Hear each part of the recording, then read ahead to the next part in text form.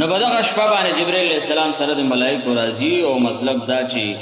هغه کس لپاره رحمت او بخښنه او سلامتی او دعاګانې کې چې کوم الله ته ولاړ لګي عبادت کې سو فناست لګي الله تعالی نو د دې شپې دا فضیلت دغه ملائکه با مقصد دا چې دغه منځګزار او ذکر والا تلاوت والا خلق باندې مطلب رحمت را لګي دعاګانې وکړي او بل الله پاک فرمایي چې سلام دغه ټول شپه په سلامتی حواله یو مطلب یا دا مطلب چې دا صبر وړي چې دا ملائکه چې هغه کې مطلب سلامتی ای یا دا مطلب چې عبادت گزار باندې مقصد دا چې دا ملائکه بس کې سلام وکړي مطلب سو عبادت تا مطلب دا چې ناس وی ولاړی ذکر اذکار کی ملائکه وکړي چې سلام اچي پیغمبر علیہ الصلوۃ والسلام فرمایي چې ليله القدر شپه باندې جبرئیل علیہ السلام سره ټول هغه ملائکه چې د سدرۃ المنتهى دي دا ټول مکه دراخته کی او بهر مؤمن نارینه او زنانه باندې سلام اچي بغیر دا غچان چې هغه شراب پوری په دې روزه کې شراب څکي خنزیر وخت وړون کې دغه دوه کسانو باندې سلام ناشي په دې ټولو باندې سلام کی پیغمبر علیہ السلام فرمایي جبرئیل علیہ السلام دا ملائکه او دی به الله په دربار کې دی بنده لپاره شفاعت کوي لا دام راځي چې جبرئیل علیہ السلام به هر عبادت گزار سره مصافحه کې لاس په ملاوي د دې علامه بسې دا روحاني مخلوق ده د الله په حکم باندې راځي او دا چې دارو سره لاس ملوي هغه په سړی نه پويږي خو دا علامه بدایي چې جبرئیل علیہ السلام چا سره مصافحه وکړي نو دې سړی دا بدن دا سیمیږي ناس په عبادت په بدن باندې میږي شي او زړه باندې نری شي او سترګونه باندې اوخ کې توي شي لکه څنګه چې فرمایي چې علامت ذلک من اقشعر جلده ورق قلبه ودمعت عيناه فإن ذلك من مسافة جبريل عليه السلام سړي بدن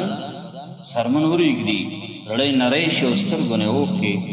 توي شي دا یو حالت پر اجداد هغه جبرئیل علیہ السلام د مصافحه د ملاوي دلو د علامه ده دا ليله القدر شپه دا څنګه چې مثال په تور 10 منټ یو یا مثال په تور 20 منټ یو غنټه نه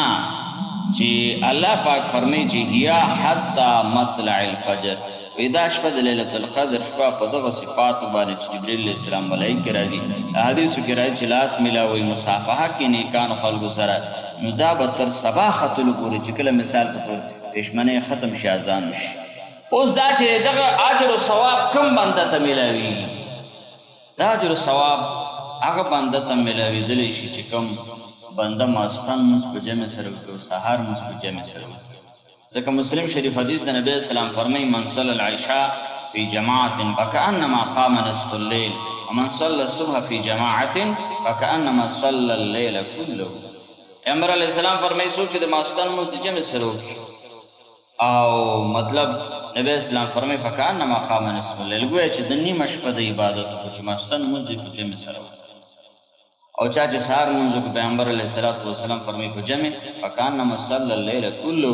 ګویا چې د ټول شپې عبادت چې سهار په جمع مونږ کو مطلب دا ماستان د ټول شپې عبادت اجر ثواب د ليله القدر شپې اجر ثواب تاسو یا کوم زنانه د ماستان منځ کو سحر مستی قضا نشو دغه زنانه ته الله پاک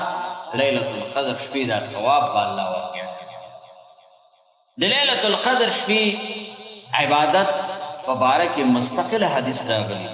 پیغمبر علیہ السلام فرمایي بخاری شریف حدیث زمان قام ليله القدر ایمانا و احتسابا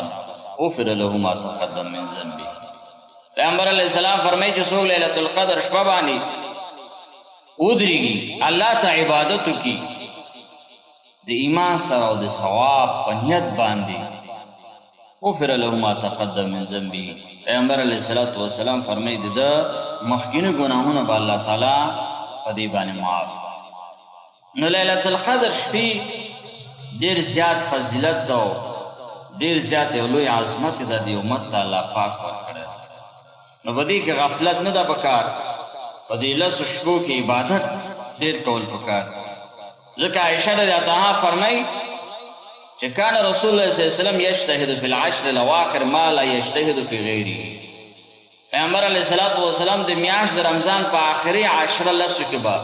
عبادت دومره ډیر زیات کو دومره ډیر کوشش به کو چې په دې نورو میاشتو کې به نه کو په دې نورو میاشتو کې به نه کو په دې نورو شپو کې مثال دومره کوشش نه چې څومره کوشش به ډیر زیات په دې لسو شپو کې ډیر هغه کو د عبادت او همدې لپاره دغه اعتکاف هم په دغه نیت باندې کولی شي چې په دې کې د زنانه اعتکاف کوونکي له لیلة القدر شپې ټولې د شپې عبادت ثواب الله میلو کړي او اعتکاف کوونکي نارینه د جماعت کې اعتکاف کوي چې دې لپاره دا ثواب میلو شي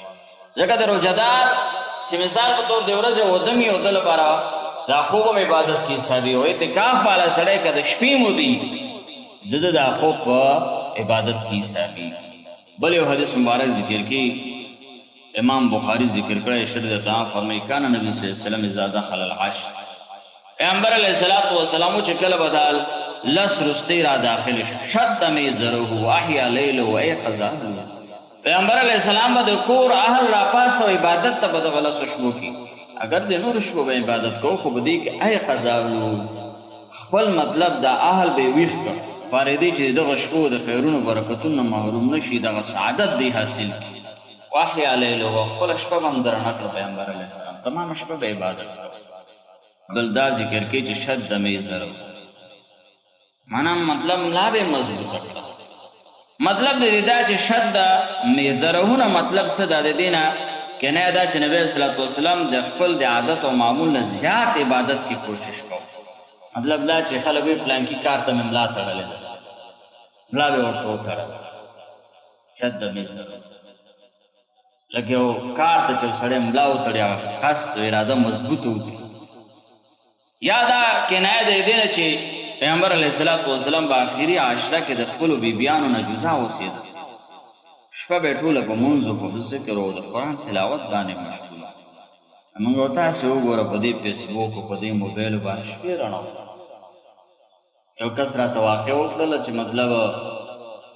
فیسبوک باندې لګیا تر دې حد پورې په دې پوه نه شوم چې ساره ځان حقیقت ډېر داسې واقعات موردي چې په ګیمونو باندې دومره مصروف شوي چې ساره ځان پکې شوی چې ټیم راغلی ماسپښین شوی چې دنیا یو عبس بې پیدي او بې خیره کار کوي ولې په عبادت کې دغه شپه راړول ولې موږ او تاسې دا سوچ وکړو چې یو څوکیدار څو روپو د دنیا لپاره دی او څو تنخوا لپاره ولې ټول کال د څوکیدار شپې وي ښه نه تېرېږي د دوکاندارانو څوکیدارانو د مارکیټونو د آخرت دومره لویه او ګټوره شپه او مطلب دا د آخرت په لحاظ سره ګټور او فایدهمند او الله ته د قربت دې لپاره مطلب دا الله شپې نشو رڼولی دا موږ ته مشکل ښکاري او که نور نه مطلب دا چې په ښایسته طریقې سره ماخستن مونځ د جمع نه موږ نه پاتې نه شو د سهار خو دا ده چې چا کې څومره عشق او چا کې څومره محبت وي موږ نه د الله تعالی د مینې هغه اظهار هغه اعمال پیدا کړي ولې د صحابه کرام عبادت وګوره او د اسلاف عبادت وګوره د پیغمبر علیه السلام نبی صلی الله علیه وسلم دا مطلب معصوم او الله پاک مخکینی ورستنی هر څور ته معاف کړي مغیره رضی الله عنه فرمایي چې نبی صلی الله علیه وسلم یقوم لیصلی حتی ترم قدماه و ساقاه پیغمبر علیه السلام تمام شپه عبادت کو عام شپه هغه تر دې پورې چې شپې به او پړسېدل پنډۍ به پړسېدل نبی صلی الله علیه وسلم ته به وویل کړی شو چې تاسې هم عبادت دومره کوئ پیغمبر علیه السلام ورته وفرمیل فلا اکون عبدا شکور ایا زه د الله تعالی شکرګزاره بنده جوړ نه شم او داسې یو بل روایت کې ذکر کی مسلم شریف حدیث ده قام نبی صلی الله علیه وسلم حتی ورمت قدماه قالوا قد غفر الله لك ما تقدم من ذنبك وما تاخر نبی اسلام تمام شپه الله ته ولاړو مطلب دا چې چا ورته چې الله په مخ کې ورسته هر څه ته بخلي نبی اسلام به فرمایا فلا اكون عبدا شکور پیغمبر علیه السلام ډېر زیات عبادت کو به بالخصوص په دغه شپو د صحابه کرام عبادت چې وګوري حضرت عمر رضی الله عنه په رمضان کې د ماستان نماز نه پس به کله کور ته تشریف وړاګ تر سبا پورې به د شپه په مانځه او په نوافل باندې تیر کړ حضرت عثمان رضی الله عنه مبارک کی راضی شي د ورځې به دا ټول مردې بروجو د شپې به اوله سه کې لخوا او بیا به تمام شپه عبادت فاطمه الزهرا رضی الله تعالی عنها مبارک کی راضی چې شپې فمانزه به ودرېدله دومره به یې دا مونځ اوږد کو حتی تورمت قدماها تر دې پورې چې دواړه قدمونه د مبارکې به مطلب د ډېر اوږدې ودرېدلو د وجې نه به وپړسېد. راځه زمونږ استاسې حال وګوره، زمونږ استاسو عبادات څنګه دي، زمونږ استاسو زنانو عبادات څنګه دي. اویس قرني رحمت الله علیه په باره کې راځي چې ده به ټوله شپه په عبادت کې تېروله، ټوله شپه. کان اویس القرني لا ینام لیلة، دا به مطلب دا چې تمامه شپه به وي عبادت به یې کوو. به چا ورته ویل چې دا تمام شپه عبادت کوي، چې د الله ملایکې تمامه شپه عبادت کې نه ستړي کېږي، نو موږ به څه ستړي کړي او خدای پیدا. د رابعه بصري رحمت الله علیها په باره کې راځي چې دا یو نیکه بیبي تېره شوې ده، شوا روز کې به ده زر رکعاته نفل چې د ملیټونو په لحاظ سره یې راواخلي، نو دا ټوله شپه ورځ کې بس داسې یو څو ګنټې پاتې کېږي، نو ټول په عبادت. بیا چا به ترې تپوس کولو چې ما تطلبین بهذا، ای رابعه بصري رحمت الله علیه ته په دې باندې څه طلب کوې چې دومره ډېر زیات نوافل کې، زر رکعاته نوافل کې. قالت لا اريد به ثوابا، زه په دې باندې ثواب نه غواړم،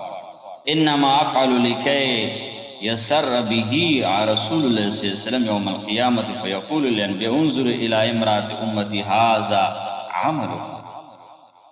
رابعه بصري رحمت الله علیه با فرمایله چې په دې سره زما د ثواب اراده نشته، بلکې زه د لپاره کوم چې پیغمبر علیه الصلاة والسلام زما په دې نوافل او په دې عبادت باندې ورځ قیامت کې خوشاله شي. او بیا پیغمبر علیه الصلاة والسلام نور انبیاء کرام ته وایي چې انظر الی امرأة امتی، اے پیغمبرانو زما د دې امت یو ښځې ته وګورئ چې دومره اوچت عبادت یې کړ، شوا روز کې زر رکعاته نوافل یې کول. همدارنګې د نور اولیاء امام ابو حنیفه رحمه الله په باره کې راځي 40 کاله وی د ماخستن په اوداسه باندې سحر لمونځ کړی. همدارنګې سعد ابن مسیب رضی الله عنه په باره کې راځي چې تر 500 کاله پورې واقع ذکر کې سحر لمونځ د ماخستن په اوداسه باندې کړی. بلکې داسې ډېر اولیاء ښودلی شي چې کتابونو لیکلي دي. امام غزالی رحمت الله په احیاء علوم کې ذکر کړي دي چې د هغې واقعات وره چې تمامه شپه عبادت او ماخستن په اوداسه باندې سحر لمونځ به یې کوو. مطلب دا مطلب سحر لمانځه پورې به اودس مات نه و، تمامه شپه به مقصد دا چې د عبادت کوو. نو موږ او تاسو ته که ټول کال نشو کولی دغه لس شپې په عبادت تلاوت وکړو، ذکر وکړو، الله پاک ځان راضي کړو، دغه اجر او ثواب مطلب حاصل. نو الله پاک دې په دې خبرو موږ ته د عمل کولو را نصیب کړي. اللهم صل علی سیدنا مولانا محمد